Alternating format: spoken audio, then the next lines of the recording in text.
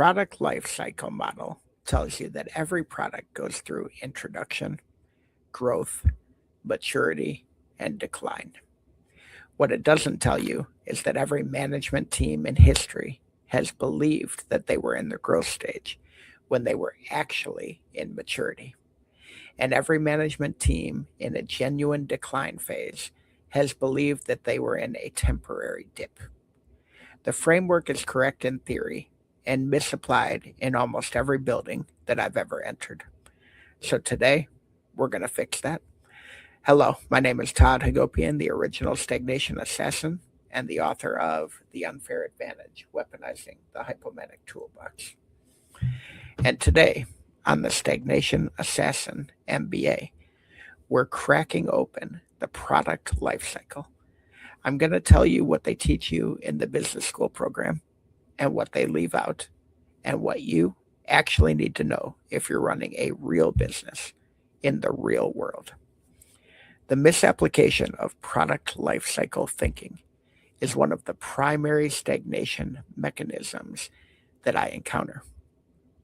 It produces overinvestment in declining categories and underinvestment in brand new ones because the team cannot accurately see where they are when they're looking at it from the inside. So here's the textbook version. This is what the textbook says. And to be fair, as usual, the textbook is not wrong. The product life cycle model was formalized by Theodore Levitt way back in 1965 in the Harvard Business Review article, building on some earlier work by Mr. Joel Dean. The model describes four sequential stages: introduction, low sales, high per unit cost, negative or minimal profit, limited distribution, and primary demand creation being the marketing objective. Then you have growth, rapidly rising sales, declining per unit cost through scale and experience effects, improving profit, expanding distribution, and market share capture as the main marketing objective. And then you have maturity, peak sales, lowest per unit cost, maximum but potentially declining profit, mass market distribution and retention, and share defense as the marketing objectives. Decline, falling sales, rising per unit cost as your scale erodes, diminishing profit, selective distribution, and cost minimization or even exit as the strategic objective. The framework provides a logical basis for matching marketing strategy, investment level, and pricing approach to the competitive dynamics of each stage identified. It is genuinely useful for curriculum level strategic thinking about product investment. But let's look at the real world debrief. Does this hold water? The PLC earns its tuition in two very specific applications. First, category level investment strategy. When I'm evaluating whether to invest in developing a new product category versus harvesting an existing one, the PLC provides the right strategic lens. Introduction stage categories require patient capital and primary demand investment. Mature categories require operational efficiency and share defense, not demand creation spending.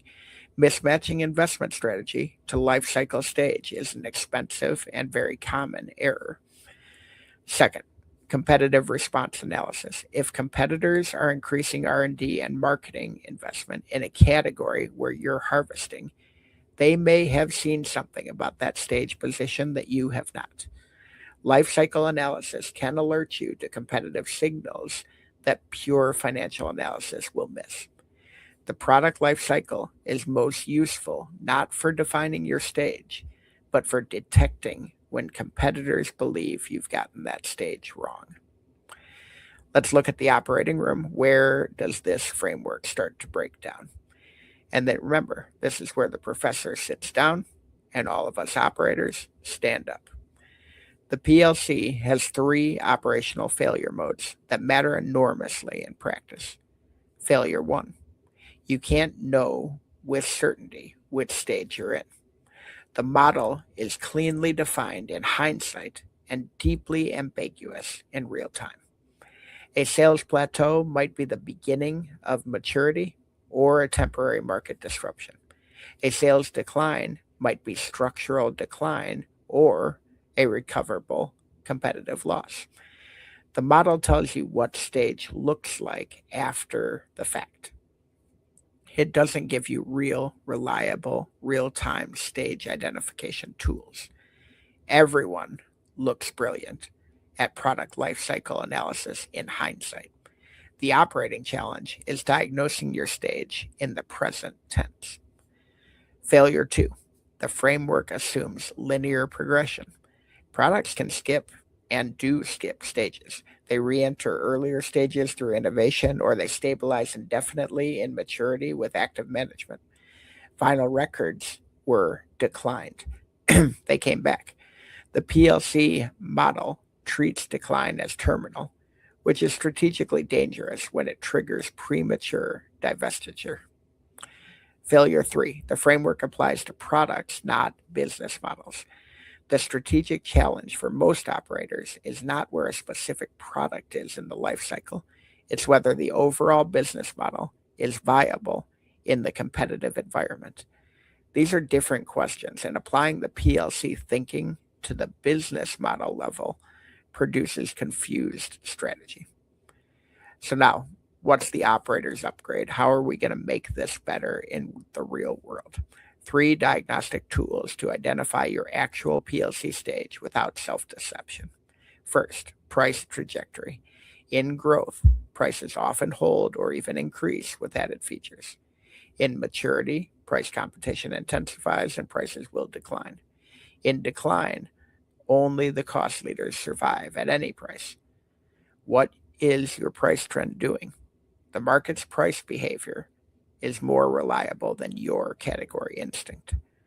Second, margin trajectory. Healthy growth produces improving margin as scale builds. Maturity shows margin compression from competition. Decline shows margin collapse. What is your margin trend telling you? Third, competitor investment signals. Are new entrants still coming in? Are established players increasing investment? Or are the strong players quietly exiting?